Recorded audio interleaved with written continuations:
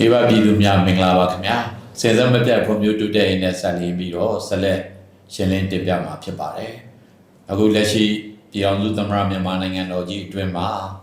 နိုင်ငံတော်အကြီးအကဲများအစိုးရအဖွဲ့အကြီးအကဲများလွှတ်တော်အကြီးအကဲများနဲ့အတူပြည်내နဲ့တိုင်းဒေသကြီးမှာကျွန်တော်တို့သက်ဆိုင်ရာဝန်ကြီးချုပ်ကြီးများလည်းခန့်အပ်တာဝန်ပေးအပ်ပြီးဖြစ်တဲ့အတွက်စင်စက်မပြတ်ဖွံ့ဖြိုးတိုးတက်ရေးလုပ်ငန်းများကိုကျွန်တော်ဘူတုဒပွားများစီရန်အတွက်မျှဝေခြင်းများပဲဖြစ်ပါတယ်ကျွန်တော်တို့လေးလာစီပူခဲ့တဲ့စင်စက်မပြတ်ဖွံ့ဖြိုးတိုးတက်ရေးဆိုင်ရာလုပ်ငန်းရပ်တွေဟာစာတွေ့ရောလက်တွေ့ရောထိထိရောက်လေးလာခဲ့ရတဲ့အတွက်အခုလိုမျှဝေပေးခြင်းဟာနိုင်ငံတော်နဲ့ပြည်သူများအတွက်ကိုတိုင်းတာတစ်ခုထိကျိုးရှိမယ်လို့ယုံကြည်မျှော်လင့်ကြောင်းနေတန်းအစပြုလုပ်ပါတယ်ဟုတ်ကဲ့ပါဆရာစင်စက်မပြတ်ကိုရွတ်တိုးတက်မှုဆိုတာနိုင်ငံတစ်ခုအတွက်အင်မတန်အရေးကြီးတဲ့အခန်းကဏ္ဍလေးပေါ့နော်ဆရာဒီတော့ဆရာပထမအပိုင်မှာရှင်းပြခဲ့တော့ဆိုရင်နယူးဇီလန်နိုင်ငံကသူရဲ့စိုက်ပျိုးရေးမွေးမြူရေးကိစ္စမှာစင်စက်မပြတ်ကိုရွတ်တိုးတက်ရေးအခန်းကဏ္ဍလေးကိုတေချာလေးဆောင်ရွက်တာတွေ့ရပါတယ်ဒါတော့ဒီလိုမျိုးစင်စက်မပြတ်ကိုရွတ်တိုးတက်ရေးအခန်းကဏ္ဍကိုအခြားသောဘယ်လိုမျိုးအခြေအနေတွေမှာရောဆောင်ရွက်လေးရှိလဲဆိုတာလေးလည်းပြောပြပေးပါအောင်ရှင်ဟုတ်ကဲ့ကျွန်တော်တို့လေးလာစီပူတာတော့အများကြီးပါပဲအခုလောလောဆယ်ကတော့စိုက်ပျိုးမွေးမြူရေးနဲ့ပတ်သက်တဲ့လုပ်ငန်းရပ်တွေကိုကျွန်တော်တက်ဆက်ပေးရခြင်းပဲဖြစ်ပါတယ်အခုလက်ရှိနောက်ထပ်တင်ပြမယ့်အကြောင်းအရာကတော့အခုလက်ရှိမှာအများပြည်သူပြည်သားတွေရင်ဆိုင်နေရတဲ့အခက်အခဲလေးပဲဖြစ်ပါတယ်အဲ့ဒါကတော့မြန်မာပြည်ရဲ့နေရာသည့်အပူချိန်ဟာတိတာထင်ရှားစွာအမတန်ပြောင်းလဲလာတာလေးတွေကျွန်တော်သိနေရပါတယ်တကယ်တမ်းပြောမယ်ဆိုရင်တော့မြင်သာအောင်ပြောမယ်ဆိုရင်တော့တချို့ဒေသတွေရဲ့အပူချိန်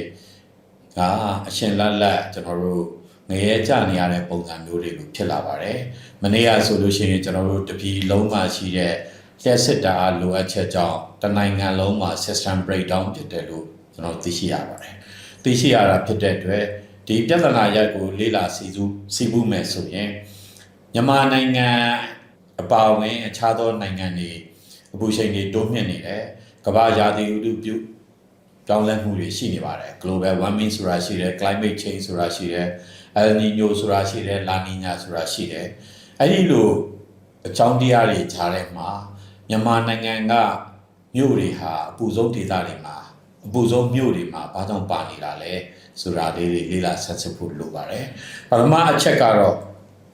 ကျွန်တော်တို့မြန်မာနိုင်ငံမှာတစ်ပင်တစ်တော်ခုတ်လဲတဲ့ဟာကိုလော်လဲလှုပ်ဆောင်လေးတွေရှိပါတယ်အဲ့ဒါကိုကျွန်တော်တို့ရှောင်ကျဉ်ရမှာပဲတစ်ပင်ကိုလွယ်လွယ်ခုတ်လဲတာမျိုးမလုပ်ရပါဘူးနောက်တစ်ခုကတော့တစ်ပင်တစ်တော်တွေကို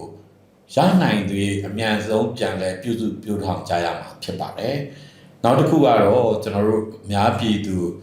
ပေါ့တန်ဆောင်ရွက်နေတဲ့အမိုက်မီးရှို့တဲ့လုပ်ငန်းရပ်တွေပဲဖြစ်ပါတယ်အခုကျွန်တော်တို့မကြာမီကာလကပဲ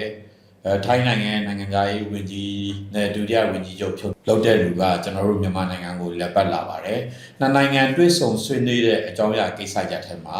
ဘာပါလဲဆိုတော့မြို့ကိုးတွေကျွန်တော်တို့ထိမ့်သိမ့်မှုကိစ္စရပ်ပါတယ်။ဒီနေရာပြန် haze management ဆိုတာပါလာပါတယ်။ haze management ဆိုတာကျွန်တော်တို့ကစီးမဲ့ကမ်းမဲ့အမိုက်တွေမီးရှို့တာဖြစ်တဲ့အတွက်မြို့ကိုးတွေကပြန့်နှံ့သွားပြီးတော့မှအခြားဒေသတွေပေါ်ကိုဝန်တော့မှုသွားပြီးနေတာဖြစ်ပါတယ်။အဲ့လိုသွားပြီးနေတာဖြစ်တဲ့အတွက်ကျွန်တော်ငယ်ငယ်တုန်းကနေခဲ့ဘူးတာအင်ဒိုနီးရှားနိုင်ငံမှာတောမီတွေလောင်နေစင်ကာပူကိုသွားပြီးတော့မှကျွန်တော်တို့စင်ကာပူမြို့ပေါ်မှာမိခိုးတွေအောက်တာဆိုင်တာတွေဖြစ်တဲ့အတွက်နှစ်နိုင်ငံနဲ့အတူဒေသတွင်းနိုင်ငံကလူပုဂ္ဂိုလ်တွေပူးပေါင်းပါဝင်ဖြည့်ရှင်းတဲ့ကိစ္စတွေပါလာပါတယ်။အခုလောလောဆယ်ကိစ္စရပ်ကတော့မြန်မာနိုင်ငံကကျွန်တော်တို့ရွေရှားလာတဲ့မြို့ကိုးတွေမိခိုးတွေကခြားဒေသကိုပြန့်နှံ့လာတာဖြစ်တဲ့အတွက်အဆိုပါကိစ္စရပ်တွေကိုထိမ့်သိမ့်ဖို့စီမံခန့်ခွဲဖို့ဆိုတဲ့ကိစ္စရပ်တွေကိုတွေ့ရပါတယ်။တွေ့ရတော့ကျွန်တော်တို့ကအခုလက်ရှိမြန်မာပြည်သူပြည်သားတွေကျွန်တော်ပါဝင်ပေါ့လေလူသားတွေအားလုံးကအရှင်လက်ငရဲကြနေသလိုအပူဒဏ်တွေခံစားနေရတယ်။တချို့လဲကျွန်တော်တွေ့ရပါတယ်ဒီရေချိုးပြီးကောင်းလျှော့ပြီးတဲ့အချိန်မှာချွေးတီးတီးကြနေတယ်။သူတို့နေရာထိုင်ရတာခက်ခဲနေတာဖြစ်တယ်တခြားမျိုးတွေရွာတွေမှာရောသူတို့လိုပဲမီးပြတ်ကြပါသလားဆိုတော့တွေ့နေရတာတွေရှိပါတယ်ရှိတဲ့အတွက်ကျွန်တော်တို့ကdo's and don'ts လိုက်နာမဲ့လုပ်ငန်းရပ်တွေမဖြစ်နေလိုက်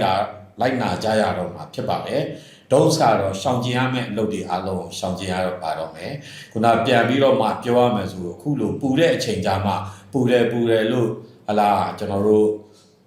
ဟစ်ကျွေးညီးတွားနေမဲ့စာတာဝန်ရှိသူလူပုဂ္ဂိုလ်များက ကျွန်တော်တို့လိုအပ်တဲ့ဆောင်ရွက်မှုများကိုလှုပ်ဆောင်ရတော့မယ်ဖြစ်ကြောင်းအသိပေးတင်ဆက်လိုပါတယ်။ဘာတွေလုပ်ကြရမလဲကျွန်တော်ခုနပြောတဲ့အတိုင်းပဲတစ်ပင်တွေကိုလောလောမခုတ်ပါနဲ့တစ်ပင်စစ်တော်တွေကိုတံမိုးထားပါအလေးထားပါပြန်စိုက်ပျိုးကြပါစိတ်မဲ့ကမ်းမဲ့အမိုက်မီးရှို့တဲ့အာဟာရတွေအားလုံးဟာလူသားတွေအားလုံးအတွက်ကိုဒုက္ခပေးနေတယ်ကျွန်တော်တို့ကအခုလေထဲမှာရှိတဲ့ particles တွေလေထဲမှာရှိတဲ့ဓာတုဗေဒပစ္စည်းတွေ air pollution index ရလေ့လာတိုင်းထွာလိုက်လို့ရှိရင်မြန်မာနိုင်ငံရဲ့လေထုညွှန်းကိန်းဟာအနည်းရရှိတဲ့အဆင့်တစ်ခုကိုရောက်နေတာဖြစ်တဲ့အတွက်လေထုတွေကိုမတန့်စင်တဲ့ညဉ့်ညမ်းတဲ့လူသားတွေအတွက်ဒုက္ခရောက်စေတဲ့အရာတွေကိုကျွန်တော်တို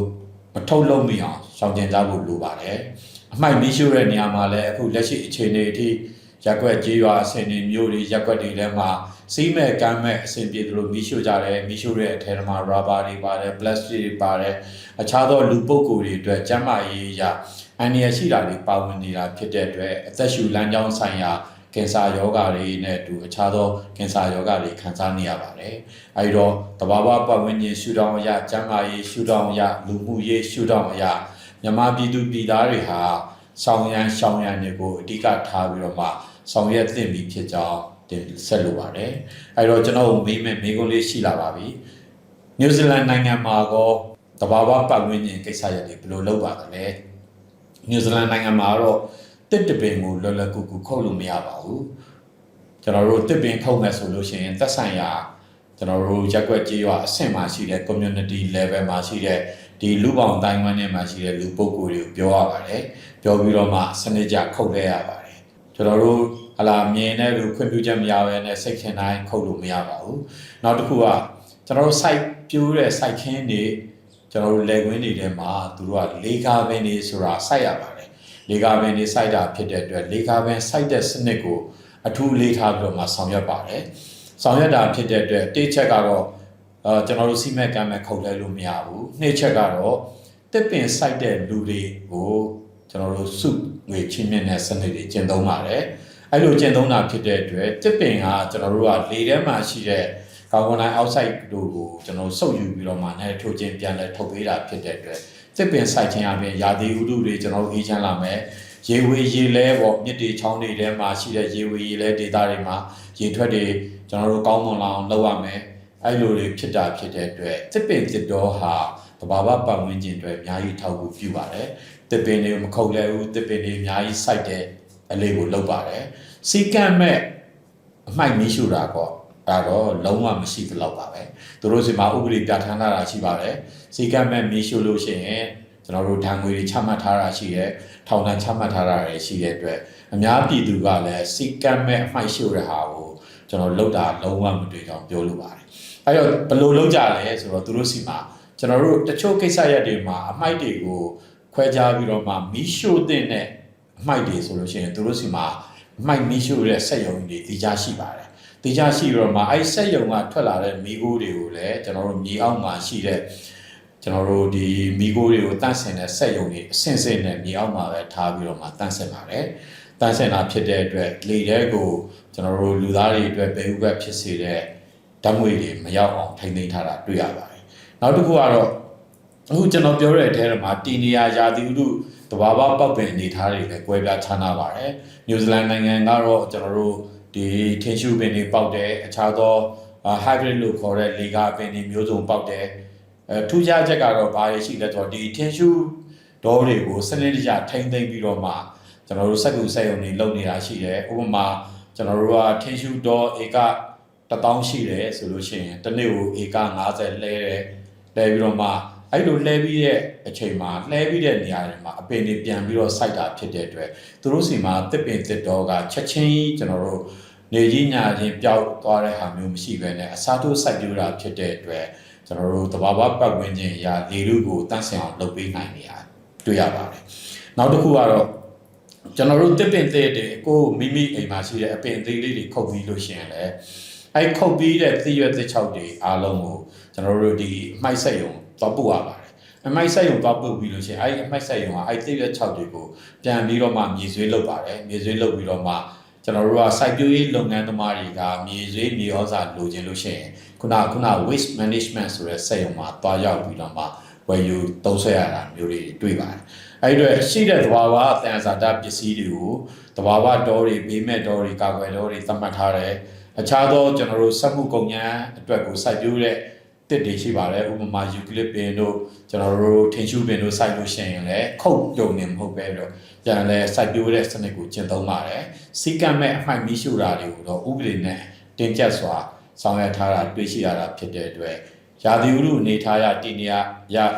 နယူးဇီလန်နိုင်ငံအများအားအေးနေတယ်ကျွန်တော်တို့မြက်ခင်းလွင်ပြင်နေရတဲ့စိတ်ဆို့နေတယ်မြက်ခင်းလွင်ပြင်တွေရှိနေတာဖြစ်တဲ့အတွက်